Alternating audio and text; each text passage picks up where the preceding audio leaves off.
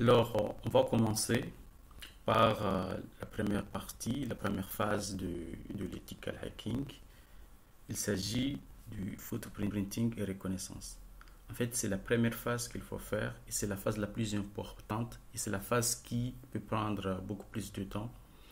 Donc, il s'agit en fait tout simplement d'aller collecter un maximum d'informations sur l'organisation. Toute information sur l'organisation peut s'avérer par la suite utile.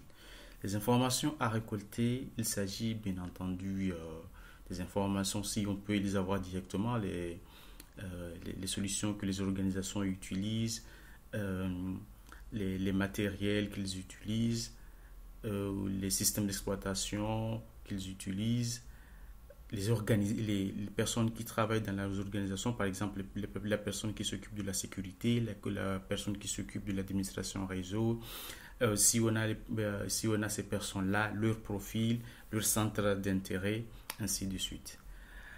Et donc, pour aller chercher ces informations, on doit bien entendu aller chercher dans les moteurs de recherche ou bien dans le site directement de l'organisation.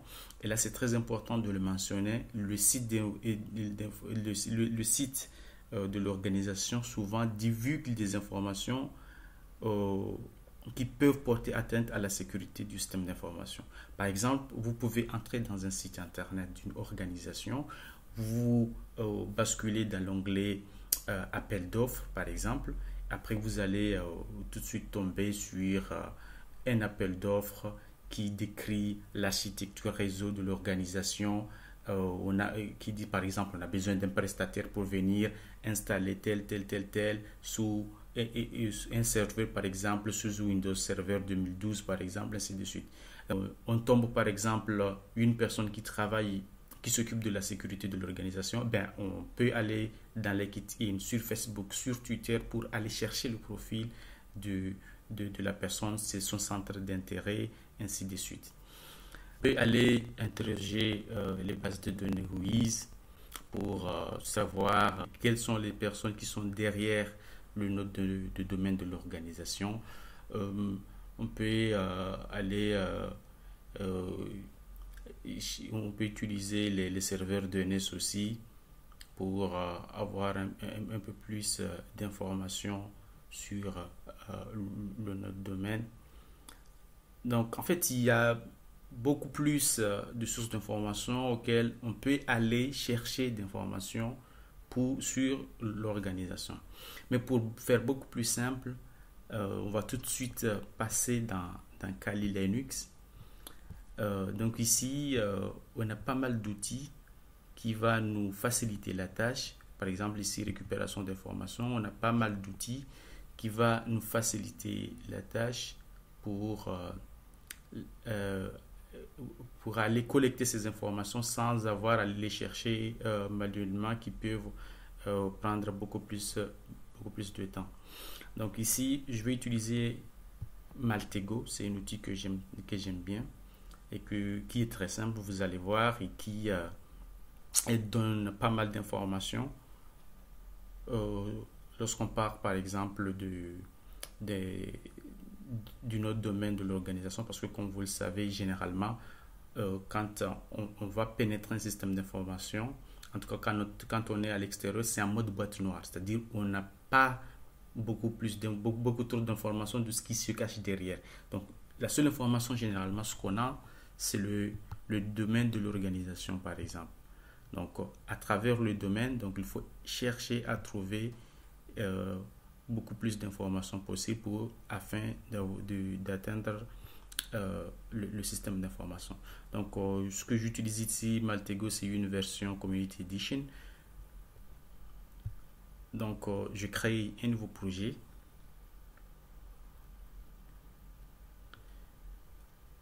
Et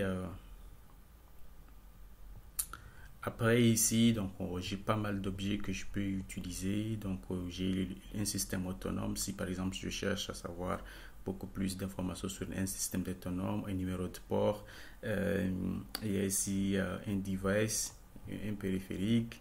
Il y a aussi, si c'est une compagnie que je dois aller chercher, un groupe en ligne,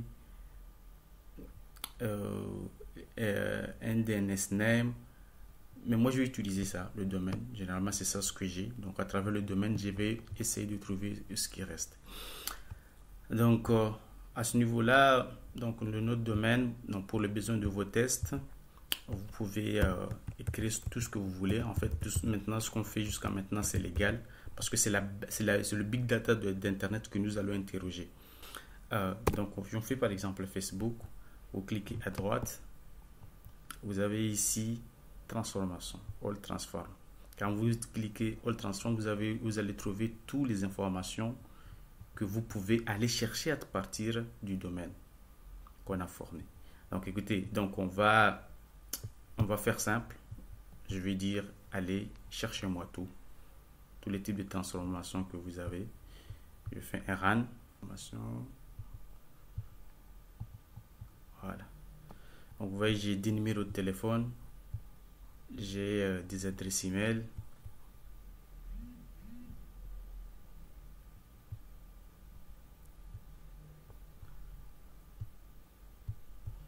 Ce qu'on ne pouvait pas ouvrir. Voilà. Donc, comme vous pouvez le constater, donc j'ai ici les serveurs DNS qu'ils utilisent. J'ai ici le site internet www.facebook.com, bien entendu. J'ai des numéros de téléphone, je pense que je l'ai déjà dit. J'ai des adresses email, ainsi de suite. Je pense que j'ai des organisations liées à Facebook. Facebook.inc, VeriSign, Registered Safe. Ici, ce sont des organisations. Si par exemple, je ne sais pas, au niveau du site internet, j'ai besoin par exemple de son adresse IP, j'ai besoin, donc je peux juste faire une transformation au niveau du site internet pour voir. Voilà, j'ai une adresse IP, j'ai aussi plusieurs machines qui sont liées. Voilà, donc on peut en tout cas creuser un peu plus.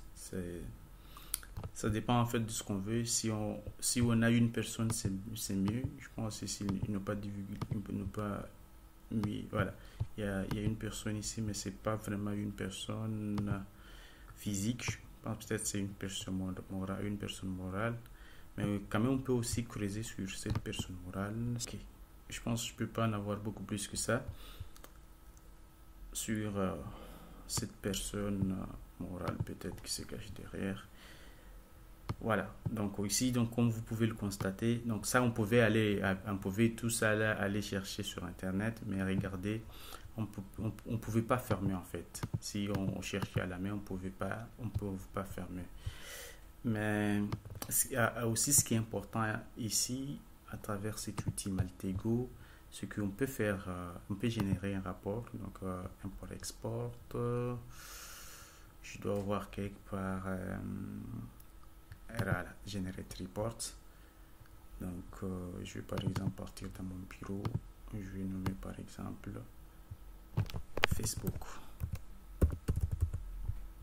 save. Non, c'est du côté de ma machine virtuelle. Ok. Donc ici, j'ai mon rapport généré. Donc je peux jeter un œil dessus, voilà. Donc j'ai toutes les informations que j'ai cherchées, mais comme je vous ai dit, si vous pouvez creuser dans n'importe quel objet, vous pouvez faire une transformation, chercher encore beaucoup plus d'informations si vous estimez que vous voulez creuser sur cet objet-là. Voilà, c'est tout pour cet outil Maltego. Donc comme vous pouvez par la suite lire le rapport, ce que vous avez eu comme information. Voilà, donc c'est tout pour cet outil Maltego. C'est aussi simple. Donc vous pouvez aussi tester les autres outils. C'est très simple à tester. Et il y a un outil qui n'est pas disponible sur Linux, je pense, c'est Foca. Donc on peut aller chercher ici sur internet Foca. Donc Foca, je pense, c'est disponible sur Windows. FOCA, c'est très important. FOCA, ça va vous permettre d'aller chercher des documents, en fait. Donc, lui, il va FOCA pour Windows, je ne sais pas si c'est lui. En tout cas, côté image, c'est lui. Donc, vous allez regarder le logiciel, ça devrait ressembler en principe à l'interface à celui-ci, à cette image. Voilà, c'est ça. En principe, c'est ça. Il faut casser ça. Donc, ça va et lui, il va chercher toujours sur Internet tous les documents qui ont été publiés par l'organisation. Et donc, si l'organisation, par exemple, fournit un appel d'offres où il y a des informations sur qui pouvez vous aider à attaquer le système, bah, vous le verrez juste à travers. C'est-à-dire FOCA va chercher pour vous. Donc, au lieu d'aller chercher sur le site internet ou bien des journaux où on a publié des informations concernant. Donc, FOCA va se débrouiller. Il va dans son site, dans le site internet ou bien peu importe sur internet, il va chercher des documents qui ont été publiés et qui concernent l'organisation à travers laquelle vous voulez chercher des informations. Donc, c'est très important cet outil. Je l'aime bien aussi.